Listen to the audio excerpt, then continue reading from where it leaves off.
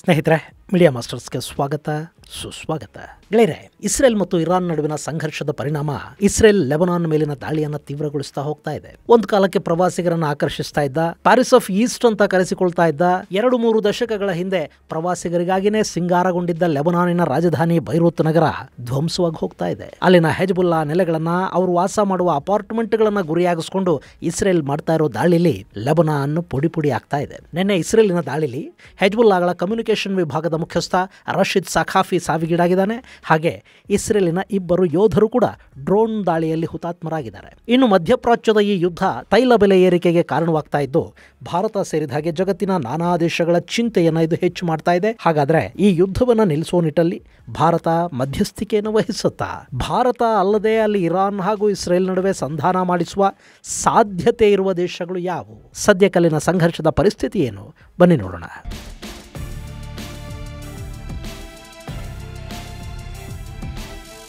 ಗೆಳೆಯರೆ, ಇರಾನ್ ಮತ್ತು ಇಸ್ರೇಲ್ ಎರಡೂ ಕೂಡ ಯುದ್ಧದ ಮೂಡಲ್ಲಿವೆ. ಎರಡೂ ದೇಶಗಳನ್ನು ಪ್ರಚೋದಿಸೋದಕ್ಕೆ ಕೂಡ ಅಲ್ಲಿ ಕೆಲ ಶಕ್ತಿಗಳಿವೆ. ಮೊನ್ನೆ ಇಸ್ರೇಲ್ ಮೇಲೆ ಇರಾನ್ ಸುಮಾರು 200 ಮಿಸೈಲ್ಗಳಿಂದ ದಾಳಿ ಮಾಡ್ತು.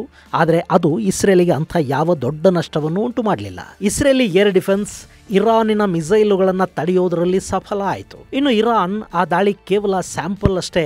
ನಮ್ಮನ್ನು ತಡೆದುಕೊಂಡ್ರೆ ಇನ್ನೂ ತೀವ್ರ ದಾಳಿಗೆ ಮುಂದಾಗ್ತೀವಿ, ಇಸ್ರೇಲ್ ಭೂಪಟದಿಂದ ಇಲ್ಲದ ಹಾಗೆ ಮಾಡಿಬಿಡ್ತೀವಿ ಅಂತ ಅಬ್ಬರಿಸ್ತಾ ಇದ್ರೆ, ಇಸ್ರೇಲ್ ಇನ್ನು ಯಾಕೆ ಸುಮ್ಮನಿದೆ? ತಕ್ಷಣ ಇರಾನಿನ ಆಯಿಲ್ ಮತ್ತು ನ್ಯೂಕ್ಲಿಯರ್ ಕೇಂದ್ರಗಳ ಮೇಲೆ ದಾಳಿ ಮಾಡಿಬಿಡಬೇಕು ಅಂತ ಅಮೆರಿಕದ ಮಾಜಿ ಅಧ್ಯಕ್ಷ, ರಿಪಬ್ಲಿಕನ್ ಪಕ್ಷದ ಅಭ್ಯರ್ಥಿ ಡೊನಾಲ್ಡ್ ಟ್ರಂಪ್ ಹೇಳ್ತಾ ಇದ್ದಾರೆ. ಇನ್ನು ಇಸ್ರೇಲ್ ಇರಾನನ್ನು ನೇರವಾಗಿ ತಡೆದುಕೊಳ್ಳುವ ಮೊದಲು ಅದರ ಪ್ರಾಕ್ಸಿಗಳನ್ನು ಶಕ್ತಿಹೀನರನ್ನಾಗಿ ಮಾಡೋ ಪ್ರಯತ್ನದಲ್ಲಿದ್ದಂತಿದೆ. ಅದರ ಭಾಗವಾಗಿ ಒಂದು ಕಡೆ ಗಾಜಾ ಮೇಲಿನ ದಾಳಿಯನ್ನು ಮುಂದುವರಿಸುತ್ತಲೇ ಮತ್ತೊಂದು ಕಡೆ ಲೆಬನಾನನ್ನು ಕುಟ್ಟಿ ಪುಡಿ ಮಾಡ್ತಾ ಇದೆ. ಸಿರಿಯಾದ ಮೇಲೆ ಕೂಡ ಇಸ್ರೇಲ್ನ ಯುದ್ಧ ವಿಮಾನಗಳು ದಾಳಿ ಮಾಡ್ತಾ ಇವೆ. ಹಾಗೆ ಹೌತಿಗಳ ಮೇಲೆ ಅಮೆರಿಕ ಹಾಗೂ ಬ್ರಿಟನ್ ದಾಳಿಯನ್ನು ತೀವ್ರಗೊಳಿಸಿವೆ. ಮೊನ್ನೆ ಹೌತಿಗಳ ಸುಮಾರು 5ಕ್ಕೂ ಹೆಚ್ಚು ನೆಲೆಗಳ ಮೇಲೆ ದಾಳಿ ಮಾಡಿರುವ ಅಮೆರಿಕ 15ಕ್ಕೂ ಹೆಚ್ಚು ಟಾರ್ಗೆಟ್ಗಳನ್ನು ಹೊಡೆದು ಹಾಕಿದೆ. ಈ ಮೂಲಕ ಯಮನ್ನ ಹೌತಿಗಳು ಇಸ್ರೇಲ್ ಮೇಲೆ ಕೆಂಪು ಸಮುದ್ರದಲ್ಲಿ ಸಂಚರಿಸುವ ವ್ಯಾಪಾರಿ ಹಡಗುಗಳ ಮೇಲೆ ದಾಳಿ ಮಾಡದ ಹಾಗೆ ಅವರ ಶಕ್ತಿಯನ್ನು ಅಮೆರಿಕ ಹಾಗೂ ಬ್ರಿಟನ್ನುಗಳು ತಡೆಯುವ ಪ್ರಯತ್ನವನ್ನು ಮಾಡ್ತಾ ಇವೆ.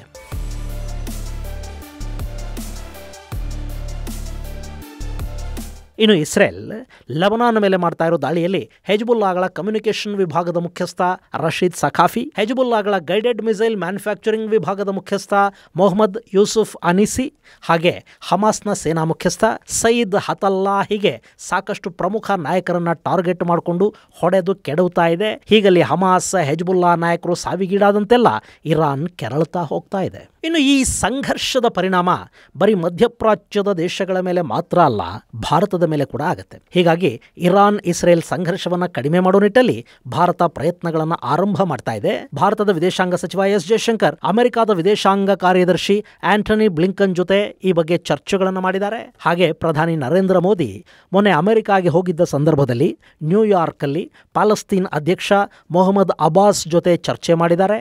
ಇಸ್ರೇಲ್ ಹಾಗೂ ಪ್ಯಾಲೆಸ್ತೈನ್ ಸಂಘರ್ಷದ ಶಮನಕ್ಕೆ ಅಗತ್ಯ ಸಹಾಯವನ್ನ ಮಾಡುವುದಾಗಿ ಅಬ್ಬಾಸ್ಗೆ ಮೋದಿ ಹೇಳಿದ್ದಾರೆ. ಕಳೆದ ಅಕ್ಟೋಬರ್ ಅಲ್ಲಿ ಕೂಡ ಮೋದಿ ಅಬ್ಬಾಸ್ ಜೊತೆ ದೂರವಾಣಿಯಲ್ಲಿ ಮಾತುಕತೆ ನಡೆಸಿದ್ರು ಮತ್ತು ವೆಸ್ಟ್ ಬ್ಯಾಂಕ್ ಹಾಗೂ ಗಾಜಾದಲ್ಲಿ ಇಸ್ರೇಲಿನ ದಾಳಿಯ ಕಾರಣಕ್ಕಾಗ್ತಾ ಇರುವ ಪ್ಯಾಲೆಸ್ತೈನಿಯರ ಸಾವು ನೋವಿನ ಬಗ್ಗೆ ಸಂತಾಪವನ್ನು ವ್ಯಕ್ತಪಡಿಸಿದರು. ಹಾಗೆ ಇಸ್ರೇಲ್ ಮೇಲೆ ಹಮಾಸ್ ಉಗ್ರರು ದಾಳಿ ನಡೆಸಿದ ಸಂದರ್ಭದಲ್ಲಿ ಕೂಡ ಭಾರತ ತೀವ್ರವಾಗಿ ಪ್ರತಿಕ್ರಿಯಿಸಿತ್ತು. ಆ ದಾಳಿಯನ್ನು ಭಯೋತ್ಪಾದಕ ದಾಳಿ ಅಂತ ಕರೆದಿದ್ದ ಭಾರತ ಇಸ್ರೇಲಿಗೆ ಸಾಂತ್ವನ ಹಾಗೂ ಬೆಂಬಲ ಎರಡನ್ನೂ ಘೋಷಣೆ ಮಾಡಿತು. ಇಲ್ಲಿ ಭಾರತದ ನಿಲುವು ತುಂಬಾ ಸ್ಪಷ್ಟ. ಇಸ್ರೇಲ್ ಹಾಗೂ ಪ್ಯಾಲೆಸ್ತೈನ್ ಎರಡೂ ಅಲ್ಲಿ ಸಹಬಾಳ್ವೆಯನ್ನ ಮಾಡಬೇಕು ಅಂತ ಭಾರತ ಹೇಳುತ್ತೆ. ಇದು ವಿಶ್ವಸಂಸ್ಥೆ ಹಾಗೂ ವಿಶ್ವ ಸಮುದಾಯಗಳು ಕೂಡ ಹೇಳ್ತಾ ಇರೋ ಮಾತು. ಹಾಗೆ ಭಾರತ ಉಗ್ರವಾದದ ವಿರುದ್ಧ ಇದೆ. ಮಾನವ ಹಕ್ಕುಗಳ ಉಲ್ಲಂಘನೆ, ನರಮೇಧಗಳು ಇವೆಲ್ಲ ಎಲ್ಲೂ ಕೂಡ ನಡೀಬಾರದು ಅಂತ ಭಾರತ ಪ್ರತಿಪಾದಿಸುತ್ತೆ. ಹೀಗಾಗಿ ಇಸ್ರೇಲಿಗೂ ಭಾರತದ ಬೆಂಬಲ ಇದೆ. ಮೊನ್ನೆ ಇಸ್ರೇಲ್ನ ಪ್ರಧಾನಿ ಬೆಂಜಮಿನ್ ನೆತನ್ಯಾಹು ಜೊತೆ ಮಾತನಾಡಿರುವ ಪ್ರಧಾನಿ ಮೋದಿ ಜಗತ್ತಲ್ಲಿ ಭಯೋತ್ಪಾದನೆಗೆ ಜಾಗ ಇಲ್ಲ ಅನ್ನೋ ಮಾತನ್ನ ಹೇಳಿದ್ದಾರೆ. ಹಾಗೆ ಭಾರತ ಪ್ಯಾಲೆಸ್ತೈನನ್ನು ಕೂಡ ಬಿಟ್ಟು ಕೊಡೋದಿಲ್ಲ, ಹಾಗಂತ ಉಗ್ರವಾದವನ್ನು ಬೆಂಬಲಿಸೋದೂ ಇಲ್ಲ.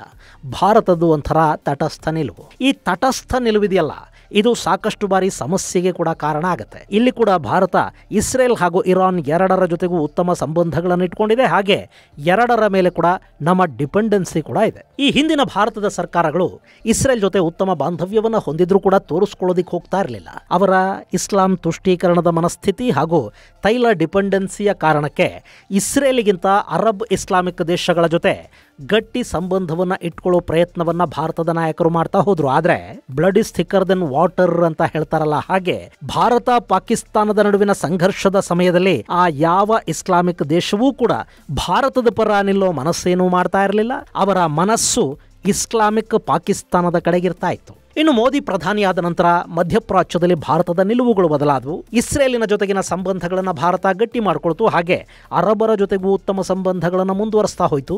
ಭಾರತಕ್ಕೆ ಅರಬರ ಮೇಲಿನ ಡಿಪೆಂಡೆನ್ಸಿ ಎಷ್ಟಿದೆಯೋ ಅರಬರು ಕೂಡ ಭಾರತದ ಮೇಲೆ ಅಷ್ಟೇ ಡಿಪೆಂಡ್ ಆಗಿದ್ದಾರೆ ಅನ್ನೋದನ್ನ ಅವರಿಗೆ ಅರ್ಥ ಮಾಡಿಸೋ ಪ್ರಯತ್ನವನ್ನು ಭಾರತ ಮಾಡಿತು. ಪರಿಣಾಮ ಇವತ್ತು UAE, ಸೌದಿ ಅರೇಬಿಯಾಗಳು ಪಾಕಿಸ್ತಾನವನ್ನು ಬಿಟ್ಟು ಭಾರತದ ಕಡೆಗೆ ವಾಲ್ತಾ ಇವೆ. ಭಾರತ ಇಸ್ರೇಲ್ ಜೊತೆ ಅತ್ಯುತ್ತಮ ಸಂಬಂಧಗಳನ್ನು ಇಟ್ಟುಕೊಂಡಿದ್ರೂ ಕೂಡ ಅಲ್ಲಿನ ಮುಸ್ಲಿಂ ರಾಷ್ಟ್ರಗಳು ಭಾರತವನ್ನು ಬಿಟ್ಟುಕೊಡೋ ಸ್ಥಿತಿಯಲ್ಲಿಲ್ಲ. ಇನ್ನು ಇಸ್ರೇಲ್ 1999ರ ಕಾರ್ಗಿಲ್ ಯುದ್ಧದ ಸಮಯದಲ್ಲಿ ಭಾರತಕ್ಕೆ ಆಯುಧಗಳನ್ನು ಒದಗಿಸಿ ದೊಡ್ಡ ಸಹಾಯವನ್ನು ಮಾಡಿದ್ದು ಇಸ್ರೇಲ್ ಅನ್ನೋದನ್ನ ನಾವು ಮರೆಯೋದಕ್ಕೆ ಸಾಧ್ಯ ಆಗೋದಿಲ್ಲ. ಹಾಗೆ ಇವತ್ತಿಗೂ ಕೂಡ ಭಾರತದ ಆಯುಧ ಡಿಪೆಂಡೆನ್ಸಿ ಅಂತ ಬಂದಾಗ ರಷ್ಯಾ ಹೇಗೆ ಮುಖ್ಯ ಆಗುತ್ತೋ ಇಸ್ರೇಲ್ ಕೂಡ ನಮಗೆ ಅಷ್ಟೇ ಮುಖ್ಯ ಆಗುತ್ತೆ. ರಷ್ಯಾನ ಹೊರತುಪಡಿಸಿದರೆ ಭಾರತ ಅತಿ ಹೆಚ್ಚು ಆಯುಧ ಖರೀದಿ ಮಾಡೋದು ಇಸ್ರೇಲ್, ಅಮೆರಿಕ ಹಾಗೂ ಫ್ರಾನ್ಸ್ಗಳಿಂದ. ಇನ್ನು ಭಾರತದ ವಿಷಯದಲ್ಲಿ ಇಸ್ರೇಲ್ ಎಷ್ಟು ಪೊಸೆಸಿವ್ ಆಗಿದೆ ಅಂದ್ರೆ ಯಾವುದೇ ಇಸ್ಲಾಮಿಕ್ ದೇಶದಿಂದ ಭಾರತದ ಘನತೆಗೆ ಧಕ್ಕೆ ಬರೋ ಥರದ್ದು ಏನಾದರೂ ಆದರೆ ನಮ್ಮ ಸರ್ಕಾರಗಳಿಗಿಂತಲೂ ನಮ್ಮ ನಾಯಕರಿಗಿಂತಲೂ ಮೊದಲು ಪ್ರತಿಕ್ರಿಯೆಯನ್ನು ಕೊಡೋದು ಇಸ್ರೇಲ್. ಬಾಂಗ್ಲಾದೇಶದಲ್ಲಿ ಹಿಂದೂಗಳ ಮೇಲೆ ದಾಳಿಗಳು ಶುರುವಾದಾಗ ಅದನ್ನು ಮೊದಲು ಖಂಡಿಸಿದ್ದು ಇಸ್ರೇಲ್. ಮಾಲ್ಡೀವ್ಸ್ ವಿಷಯದಲ್ಲಿ ಪ್ರಧಾನಿ ಮೋದಿ ಲಕ್ಷದ್ವೀಪದ ಫೋಟೋಗಳನ್ನು ಟ್ವೀಟ್ ಮಾಡಿದರೆ, ಲಕ್ಷದ್ವೀಪದ ಒಂದು ವಿಡಿಯೋನ ಟ್ವೀಟ್ ಮಾಡಿ ತನ್ನ ಪ್ರವಾಸಿಗರಿಗೆ ಲಕ್ಷದ್ವೀಪಕ್ಕೆ ಭೇಟಿ ಕೊಡಿ ಅಂತ ಹೇಳಿದ ಇಸ್ರೇಲ್ ಅಲ್ಲಿನ ಕುಡಿಯುವ ನೀರಿನ ಘಟಕಗಳ ಸ್ಥಾಪನೆಗೆ ಮುಂದಾಯಿತು. ಹೀಗೆ ಇಸ್ರೇಲ್ ಸಾಕಷ್ಟು ಬಾರಿ ಭಾರತದ ಪರ ನಿಂತ ಉದಾಹರಣೆಗಳಿವೆ. ಇಲ್ಲಿ ಇಸ್ರೇಲ್ ಹಾಗೂ ಭಾರತ ಎರಡೂ ಕೂಡ ಇಸ್ಲಾಮಿಕ್ ಭಯೋತ್ಪಾದನೆಯ ಸಂತ್ರಸ್ತ ದೇಶಗಳು. ಹೀಗಾಗಿ ಇಸ್ರೇಲ್ ಭಾರತದ ಪರ ನಿಲ್ಲುತ್ತೆ. ಅಂತಾರಾಷ್ಟ್ರೀಯ ಮಟ್ಟದಲ್ಲಿ ತನಗೆ ಕೂಡ ಭಾರತದ ಸಹಾಯ, ಸಹಾನುಭೂತಿಗಳು ಸಿಗಲಿ ಅಂತ ಇಸ್ರೇಲ್ ಬಯಸ್ತಾ ಹೋಗುತ್ತೆ. ಹಾಗೆ ಕಳೆದ G20 ಸಮ್ಮೇಳನದ ಸಂದರ್ಭದಲ್ಲಿ ಐಮ್ಯಾಕ್ ಅನ್ನೋ ಹೊಸ ಐಡಿಯಾ ಒಂದು ಫ್ಲೋಟ್ ಆಗಿದ್ದು ನಿಮಗೆ ನೆನಪಿರಬೇಕು. ಭಾರತದಿಂದ ಆರಂಭಗೊಳ್ಳುವ ಈ ವ್ಯಾಪಾರಿ ಮಾರ್ಗ UAE ಮೂಲಕ ಸೌದಿ ಅರೇಬಿಯಾ ತಲುಪಿ ಅಲ್ಲಿಂದ ಜೋರ್ಡಾನ್ ಅನ್ನು ಹಾದು ಇಸ್ರೇಲಿನ ಹೈಫಾ ಬಂದರಿನ ಮೂಲಕ ಮೆಡಿಟರೇನಿಯನ್ ಸಮುದ್ರಕ್ಕೆ ಸೇರಿ ಅಲ್ಲಿಂದ ಯುರೋಪನ್ನು ತಲುಪುವ ವ್ಯಾಪಾರಿ ಮಾರ್ಗ ಅದು. ಅದಕ್ಕಾಗಿ UAE, ಸೌದಿ, ಜೋರ್ಡಾನ್ ಹಾಗೂ ಇಸ್ರೇಲ್ಗಳಲ್ಲಿ ರಸ್ತೆ ಮತ್ತು ರೈಲು ಮಾರ್ಗಗಳನ್ನು ನಿರ್ಮಾಣ ಮಾಡಲಾಗುತ್ತೆ. ಈ ಮಾರ್ಗ ಭಾರತಕ್ಕೆ ಯುರೋಪನ್ನು ಹತ್ತಿರವಾಗುವ ಹಾಗೆ ಮಾಡುತ್ತೆ. ಜೊತೆಗೆ ಅರಬ್ ದೇಶಗಳಿಗೆ ಆದಾಯವನ್ನು ಕೂಡ ತಂದುಕೊಡುತ್ತೆ. ಹಾಗೆ ಅರಬ್ ಹಾಗೂ ಇಸ್ರೇಲಿನ ಸಂಬಂಧಗಳನ್ನು ಸುಧಾರಣೆಗೊಳ್ಳುವ ಹಾಗೆ ಇದು ಮಾಡುತ್ತೆ. ಈ ಮಾರ್ಗದ ಬಗ್ಗೆ ಅಮೆರಿಕ, ಭಾರತ, ಇಸ್ರೇಲ್ ಹಾಗೂ ಅರಬ್ ದೇಶಗಳು ಮಾತನಾಡಿದ ಬೆನ್ನಲ್ಲೇ ಇಸ್ರೇಲ್ ಮೇಲೆ ಹಮಾಸ್ ದಾಳಿ ನಡೀತು ಅನ್ನೋದನ್ನ ನಾವಿಲ್ಲಿ ಗಮನಿಸಬೇಕು. ಯಾಕೆಂದ್ರೆ ಈ ಮಾರ್ಗ ಚೈನಾದ ಬೆಲ್ಟ್ ಅಂಡ್ ರೋಡ್ ಮತ್ತು ರಷ್ಯಾದ ಇರಾನ್ ಮೂಲಕ ಹಿಂದೂ ಮಹಾಸಾಗರವನ್ನು ಸಂಪರ್ಕಿಸುವ ನಾರ್ತ್ ಸೌತ್ ಟ್ರಾನ್ಸ್ಪೋರ್ಟ್ ಕಾರಿಡಾರ್ಗೆ ಕೂಡ ಹೊಡೆತವನ್ನು ಕೊಡುತ್ತೆ. ಹೀಗಾಗಿ ರಷ್ಯಾ, ಚೈನಾ ಹಾಗೂ ಇರಾನ್ಗಳು ಒಟ್ಟಾಗಿ ಹಮಾಸ್ ಮೂಲಕ ಇಸ್ರೇಲ್ ಮೇಲೆ ದಾಳಿ ಮಾಡಿಸಿ ಈ ಭಾಗವನ್ನು ಯುದ್ಧಗ್ರಸ್ತವಾಗುವ ಹಾಗೆ ಮಾಡಿದ್ವು.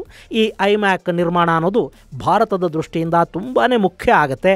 ಅದು ಸಾಧ್ಯವಾಗ್ತಾ ಇರೋದು ಕೂಡ ಭಾರತ ಮತ್ತು ಇಸ್ರೇಲ್ ಸಂಬಂಧಗಳ ಕಾರಣದಿಂದ.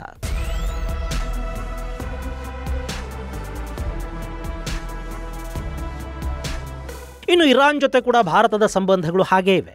ಇರಾನ್ ಅನ್ನೋದು ಒಂದು ಕಾಲಕ್ಕೆ ಭಾರತದ ಅತಿದೊಡ್ಡ ತೈಲ ಸರಬರಾಜು ದೇಶ ಆಗಿತ್ತು. ಇನ್ನು ಇರಾನ್ ಪಾಕಿಸ್ತಾನದ ಜೊತೆ ಗಡಿ ಹಂಚಿಕೊಳ್ಳುತ್ತೆ. ಅಲ್ಲಿ ಇರಾನ್ಗೆ ಸಾಕಷ್ಟು ಸಮಸ್ಯೆಗಳು ಇವೆ. ಇನ್ನು ಪಾಕ್ ಅನ್ನೋದು ಸುನ್ನಿ ದೇಶ, ಇರಾನ್ ಶಿಯಾ. ಹೀಗಾಗಿ ಈ ಎರಡೂ ದೇಶಗಳ ನಡುವಿನ ಸಂಬಂಧಗಳು ಅಷ್ಟಕ್ಕಷ್ಟೇ. ಸೊ ಇಲ್ಲಿ ಇರಾನ್ ಹಾಗೂ ಭಾರತ ಎರಡಕ್ಕೂ ಪಾಕಿಸ್ತಾನ ಅನ್ನೋದು ಸಮಾನ ಶತ್ರು. ಇನ್ನು ಆರ್ಮೇನಿಯಾ, ಅಜರ್ಬೈಜಾನ್ ವಿಷಯದಲ್ಲಿ ಭಾರತ ಹಾಗೂ ಇರಾನ್ ಎರಡೂ ಕೂಡ ಆರ್ಮೇನಿಯಾದ ಪರ ನಿಂತಿವೆ. ಪಾಕಿಸ್ತಾನ ಹಾಗೂ ಟರ್ಕಿಗಳು ಅಜರ್ಬೈಜಾನ್ಗೆ ಬೆಂಬಲವನ್ನು ಕೊಡುತ್ತವೆ. ಇಲ್ಲಿ ಟರ್ಕಿ ಹಾಗೂ ಇರಾನ್ನ ಸಂಬಂಧಗಳು ಚೆನ್ನಾಗಿಲ್ಲ. ಹಾಗೆ ಭಾರತ ಹಾಗೂ ಟರ್ಕಿಯ ಸಂಬಂಧಗಳು ಕೂಡ ತುಂಬಾ ಉತ್ತಮವಾಗೇನಿಲ್ಲ ಅನ್ನೋದನ್ನ ನಾವು ಗಮನಿಸಬೇಕು. ಇನ್ನು ಇರಾನಿನ ಚಾಬಹಾರ್ ಬಂದರನ್ನ ಭಾರತ ಅಭಿವೃದ್ಧಿಪಡಿಸ್ತಾ ಇದೆ.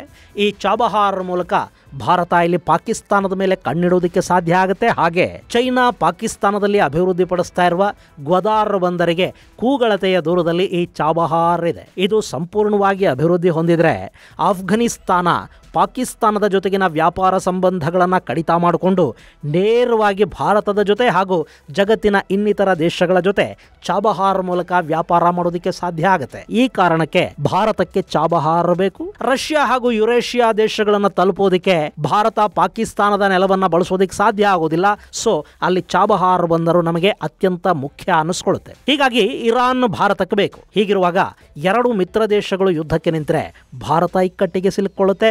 ಸೊ ಭಾರತ ಅಲ್ಲಿನ ಸಮಸ್ಯೆ ಬೇಗ ಶಾಂತಗೊಳ್ಳಲಿ ಅಂತ ಬಯಸ್ತಾ ಇದೆ. ಇನ್ನು ಇಲ್ಲಿ ಅರಬ್ ಜಗತ್ತಿನ ಇನ್ನಿತರ ದೇಶಗಳು ಕೂಡ ಈ ಸಂಘರ್ಷದಿಂದ ಸಮಸ್ಯೆಗೆ ತುತ್ತಾಗತ್ವೆ. ಈ ಕತಾರ್ ಇದೆ ನೋಡಿ, ಇದು ಹಮಾಸ್ ಹಾಗೂ ಪ್ಯಾಲೆಸ್ತೇನಿಗೆ ವಿಪರೀತ ಪ್ರಮಾಣದ ಹಣವನ್ನು ಪಂಪ್ ಮಾಡ್ತಾ ಇದೆ, ಅವರಿಗೆ ಆಶ್ರಯ ಕೊಟ್ಟಿದೆ.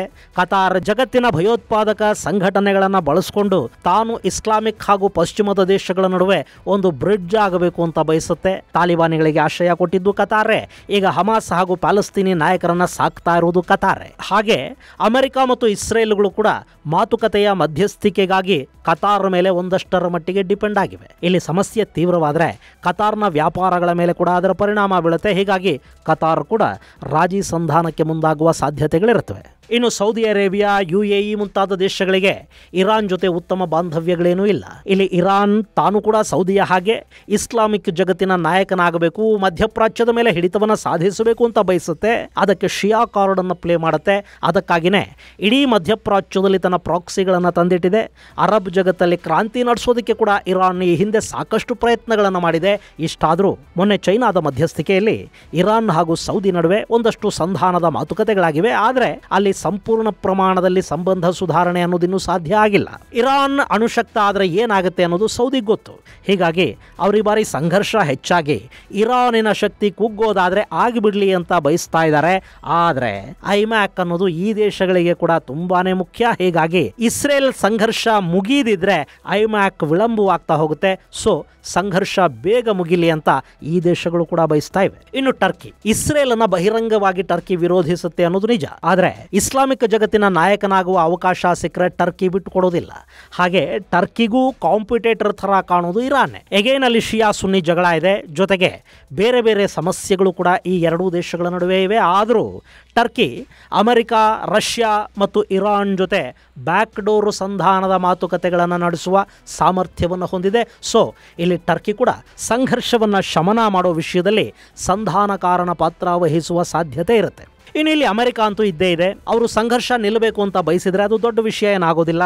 ಈಗಲೂ ಇಸ್ರೇಲ್ ಇರಾನ್ ವಿರುದ್ಧ ಪ್ರತಿದಾಳಿಗೆ ಮುಂದಾಗಲಿಲ್ಲ ಅಂದರೆ ಇರಾನ್ ಮತ್ತೆ ಇಸ್ರೇಲ್ ಮೇಲೆ ದಾಳಿ ಮಾಡೋದಕ್ಕೆ ಮುಂದಾಗೋದಿಲ್ಲ. ಈ ಹಿಂದೆ ಕಾಸಿಂ ಸುಲೇಮಾನಿಯನ್ನು ಅಮೆರಿಕ ಹೊಡೆದುಕೊಂಡಾಗ ಇರಾನ್ ಇರಾಕ್ನಲ್ಲಿದ್ದ ಅಮೆರಿಕ ಸೇನಾ ನೆಲೆಯ ಮೇಲೆ ಮಿಸೈಲ್ ದಾಳಿಯನ್ನು ಮಾಡಿಸ್ತು. ಅದು ಜಸ್ಟ್ ಒಂದು ಸಾಂಕೇತಿಕ ಪ್ರತೀಕಾರ ಆಗಿತ್ತು, ಅಷ್ಟಕ್ಕೆ ನಿಂತು ಕೂಡ ಹೋಯಿತು. ಇನ್ನು ಡಮಾಸ್ಕಸ್ನಲ್ಲಿನ ಇರಾನ್ ರಾಯಭಾರ ಕಚೇರಿಯ ಮೇಲೆ ಇಸ್ರೇಲ್ ದಾಳಿ ಮಾಡಿ ಇರಾನ್ ರೆವಲ್ಯೂಷನರಿ ಗಾರ್ಡ್ಸ್ ಪಡೆಯ ಹಿರಿಯ ಅಧಿಕಾರಿಗಳನ್ನು ಕೊಂದು ಹಾಕ್ತಲ್ಲ, ಆಗ ಇರಾನ್ ಇಸ್ರೇಲ್ ಮೇಲೆ ಮಿಸೈಲ್ ಹಾಗೂ ಡ್ರೋನ್ ದಾಳಿಯನ್ನು ಮಾಡಿತು. ಸುಮಾರು 140ಕ್ಕೂ ಹೆಚ್ಚು ಇರಾನಿ ಮಿಸೈಲುಗಳು ಇಸ್ರೇಲ್ ಮೇಲೆ ಬಿದ್ವು. ಅಲ್ಲೂ ಅಂಥ ದೊಡ್ಡ ನಷ್ಟ ಏನಾಗಲಿಲ್ಲ. ಅದಕ್ಕೆ ಪ್ರತಿಯಾಗಿ ಇಸ್ರೇಲ್ ಕೂಡ ಒಂದು ಲಿಮಿಟೆಡ್ ದಾಳಿಯನ್ನು ಇರಾನ್ನ ಮೇಲೆ ಮಾಡಿತು. ಅಲ್ಲಿಗೆ ಎರಡೂ ದೇಶಗಳು ಸುಮ್ಮನಾದವು. ಇನ್ನು ಈಗ ಹಸನ್ ನಸ್ರಲ್ಲಾ ಸಾವಿಗೆ ಪ್ರತೀಕಾರವಾಗಿ ಮತ್ತು ಅವನ ಜೊತೆಗಿದ್ದ ಇರಾನ್ ರೆವಲ್ಯೂಷನರಿ ಗಾರ್ಡ್ ಅಧಿಕಾರಿಯ ಸಾವಿಗೆ ಪ್ರತೀಕಾರವಾಗಿ ಇರಾನ್ ಇಸ್ರೇಲ್ ಮೇಲೆ 200 ಮಿಸೈಲುಗಳ ದಾಳಿ ಮಾಡಿದೆ. ಆದ್ದರಿಂದ ಇಸ್ರೇಲ್ಗೆ ಅಂಥ ದೊಡ್ಡ ನಷ್ಟ ಏನಾಗಿಲ್ಲ. ಒಬ್ಬ ಪ್ಯಾಲೆಸ್ತೀನಿ ಸಾವಿಗೀಡಾಗಿದ್ದು ಬಿಟ್ರೆ ಇನ್ಯಾವ ಸಾವು ನೋವುಗಳು ಅಲ್ಲಿ ಸಂಭವಿಸಿಲ್ಲ. ಇಲ್ಲಿ ಇರಾನ್ ತುಂಬಾ ಬುದ್ಧಿವಂತಿಕೆಯ ಆಟನೇ ಆಡ್ತಾ ಇದೆ. ಅವರು ಪ್ರಾಕ್ಸಿಗಳ ಮೂಲಕ ದಾಳಿ ಮಾಡಿಸ್ತಾರೆ. ಹೀಗಾಗಿ ಇಸ್ರೇಲ್ ಕೂಡ ಅದೇ ತಂತ್ರವನ್ನು ಅನುಸರಿಸಿದ್ರೆ ಅಲ್ಲಿ ಸಂಘರ್ಷ ಅನ್ನೋದು ದೊಡ್ಡದಾಗದೆ ಹೀಗೆ ನಡ್ಕೊಂಡು ಹೋಗಿಬಿಡುತ್ತೆ.